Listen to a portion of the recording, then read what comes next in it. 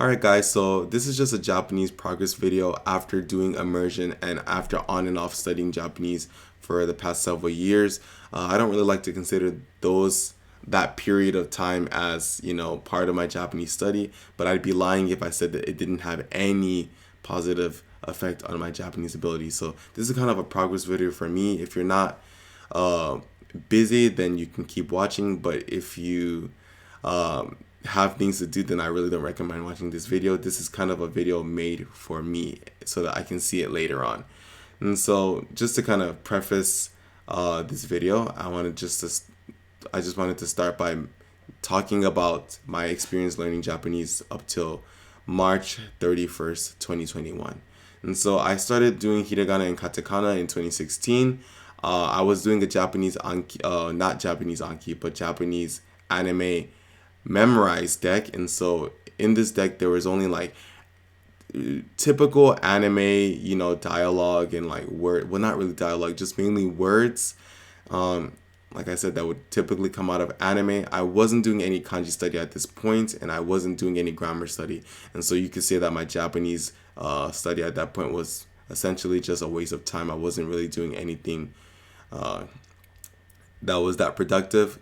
I did learn hiragana and katakana, like I said, but because I wasn't doing much immersion in terms of reading or like reading subtitles or books, I, more often than not, I forgot the sounds, especially in katakana. It was harder for me to remember katakana than hiragana, although I did remember both of them fast initially. So I ended up quitting Japanese after a year and I started doing Korean. Korean was a lot easier to get into just because it uses Hangul and it's like one writing system versus Japanese that uses three: hiragana, katakana, and kanji. So I did Korean for about 3 years, and in 2019, summer 2019, I kind of dabbled in Pimsleur. It's an audio course. They make a lot of audio courses for many different languages, and I did their Japanese course. I just kind of heard of them through YouTube. I watched Ikena, and he talked about how he used Pimsleur, and so I figured I could use Pimsleur too. And so I kind of dabbled into Pimsleur and got into them here and there. But then I ended up just quitting just because I didn't have much time to keep doing it, and I moved to Korea in late August of 2019.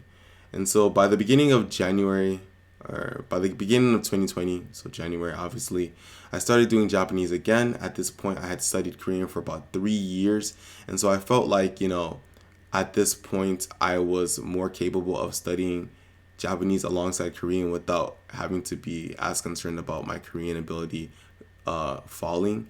I felt like as long as I prioritized Korean and just did Japanese on the side, I wouldn't have to worry about, my Japanese getting in the way of my Korean. And on top of that, like I said, since I had studied for about 3 years by that point, I felt like, I didn't really have to worry about it. I knew Korean enough. I'm fluent at this point. I'm pretty good. But then I would eventually change my mind. Because I did feel that my Japanese started getting in the way of my Korean, obviously, because that was just less time for me to immerse in Korean, less time for me to practice Korean, and you know, it wasn't really doing me good on both fronts. But before I would make the decision to quit Japanese again, I did do MIA's RRTK deck. I did 231 cards, but then I would eventually kind of stop doing it just because I just wasn't able to be consistent with it, and my retention rate was starting to drop, and motivation wise, it just wasn't there, and I just kind of quit. I also continued where I left off with Pimsleur.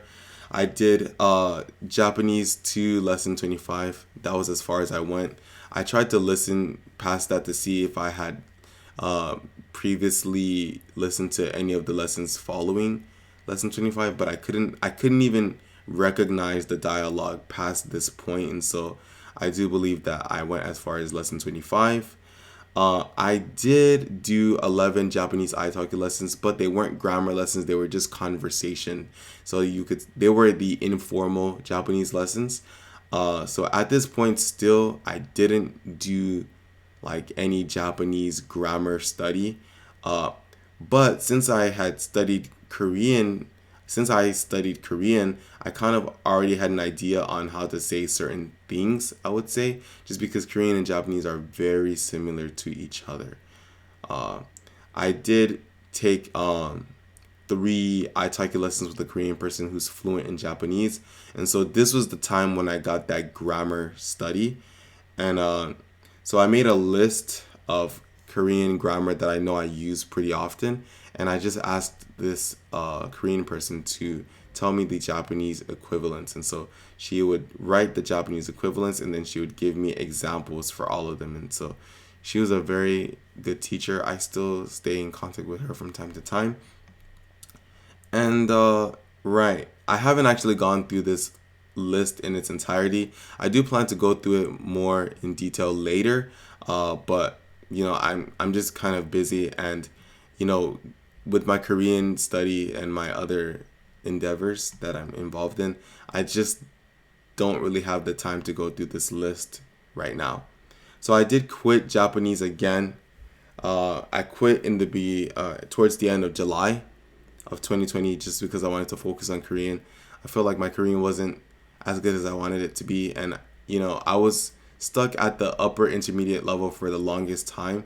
I was on the cusp of advanced, but it was just hard to kind of get that final push that I needed to get to the advanced level. So I just kind of stopped doing Japanese and just decided to focus on my Korean.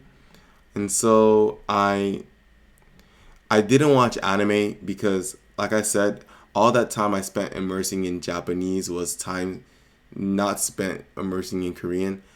However, when I did immerse in Japanese, though, I was using English subtitles. So you could say that although I was immersing in Japanese, it was not really that efficient use of time.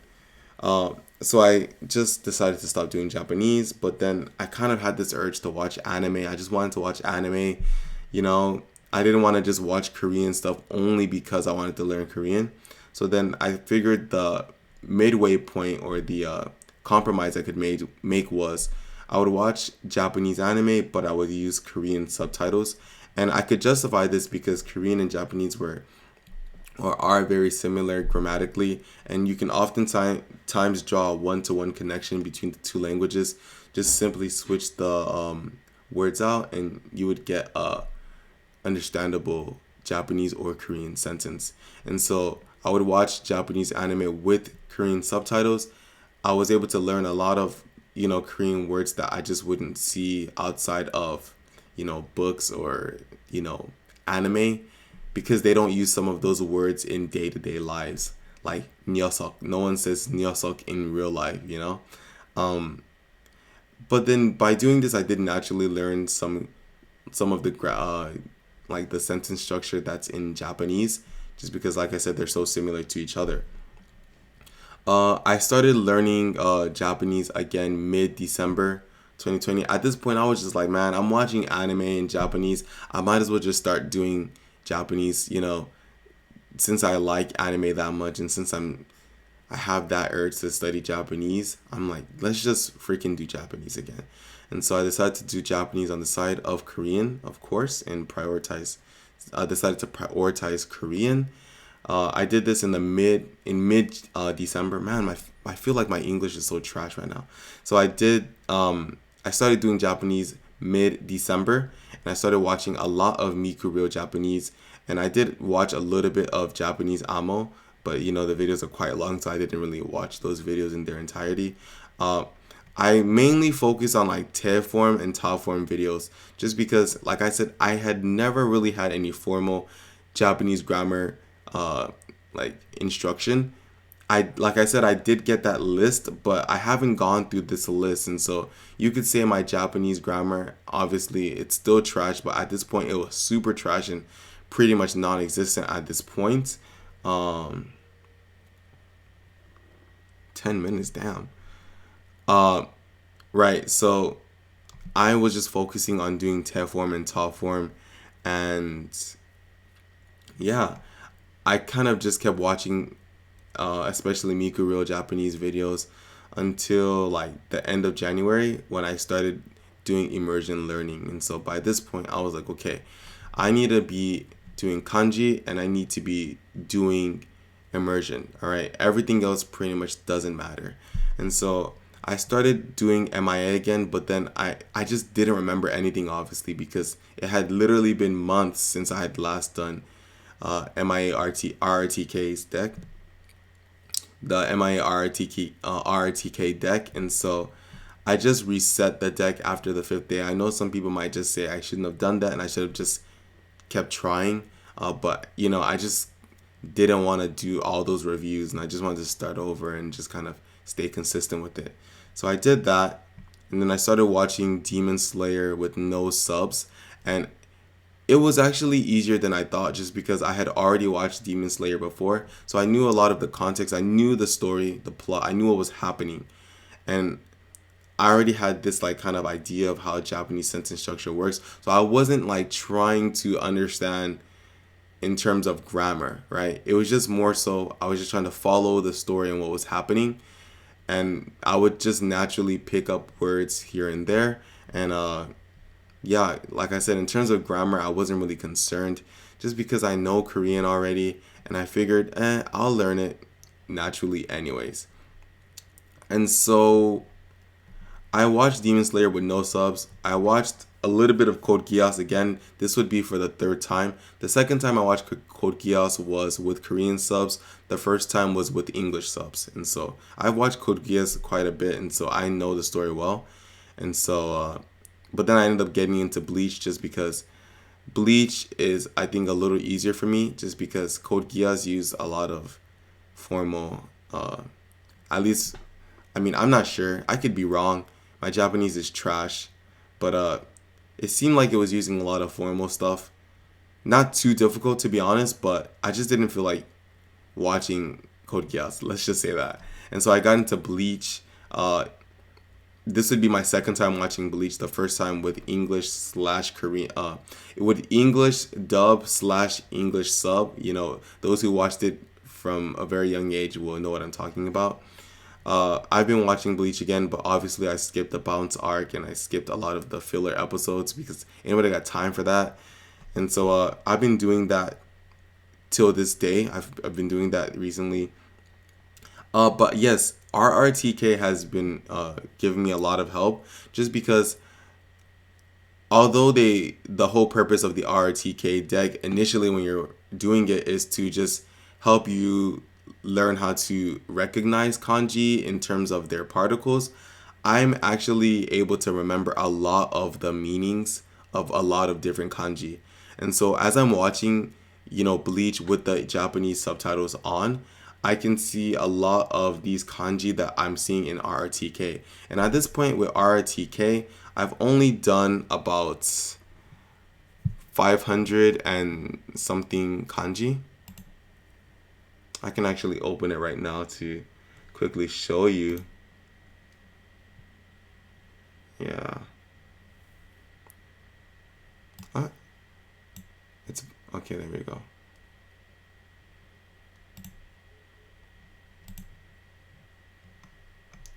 So, right, so as you can see here, there are 522 young, 99 mature. I don't know why that one's suspended, but whatever. So I have 378 left as of March 31st, 2021. 378. And so, yeah, I haven't gone through all of RTK. I did initially, I did start the MIA JLPT Tango N5 deck. But then I realized that the time I'm spending doing this a long time RTK could be spent just doing more RTK. And so I did do a decent amount, I would say. I did about almost 200 cards in this deck. So I do plan to continue this deck after I finish doing RTK.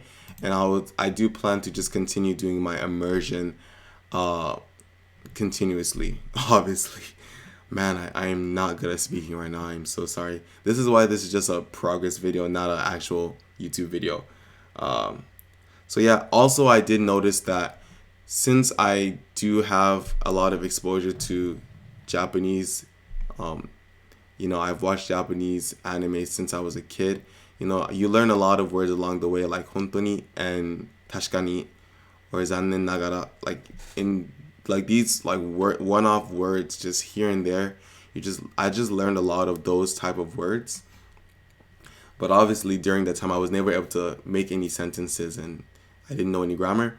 But when I see certain like kanji, I can connect it to those words that I had already known a lot easier. So for example, there's the kanji for assurance. I believe it's like if you know RRTK, you'll know what I'm talking about when I say it's like stone and turkey, right? So it's like keeping the turkey from escaping with the stone or something, so you're assured. So that assurance kanji, right? When I saw it appearing every time I heard the word like tashkani, I was like, oh, so then it just means that like surely or tashkani or I don't know what it actually means, but like I know it means like this sense of security or something like that. So anyways, so this is kind of how I've been using RTK to learn Japanese. I've just been like doing the RTK deck and learning the basic meanings and trying to get my brain used to memorizing certain kanji, whilst also immersing, immersing, immersing. Oh my god! Like if you hear me speak right now, you'll think that I learned English as a second language, even though I'm a native. Oh god. Anyways, so yeah, that's my ability. Uh, I guess this is the part where I speak some Japanese just so that I can have this as a record for when I speak or when I watch it later on. Okay, 今日本語で話しています。でも私の日本語本当にゴミだね。でもアニメよく見てよく勉強しています。例えば確かに本当にこんなに日本語を勉強しています。文法とか文法勉強しています。勉強しない。こんなに私の日本語本当に上手じゃなくて今からもうよく勉強したい。でも今韓国で住んでい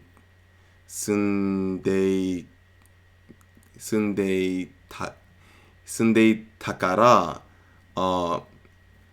日本語より韓国語も話しています。はい。Okay, so that's my trash Japanese. And so, yeah, I'm not really that good, obviously. This is just a progress video. I've only been doing immersion for about 2 months. My grammar's not good, so any progress I make going forward, you can just say it's from immersion. Because even though I've been doing a lot of other stuff before doing immersion, as you can see, I didn't get much benefit from it. I can't talk beyond that. I can't. I really can't. Right. So anyways, this is my progress video with Japanese. It's trash. 来年も日本語で話しています。来年。Immersion 勉強方法使いなら話なって方がいいと思います。はい。こんなに日本語できないでも話したら悪いことだけ話す。Yeah, I don't know what I'm saying. I'm just trying to say, if you speak really early when you're not good, then you're gonna have, bad habits. At least that's kind of the idea when doing immersion is you just don't speak, you just keep listening and reading.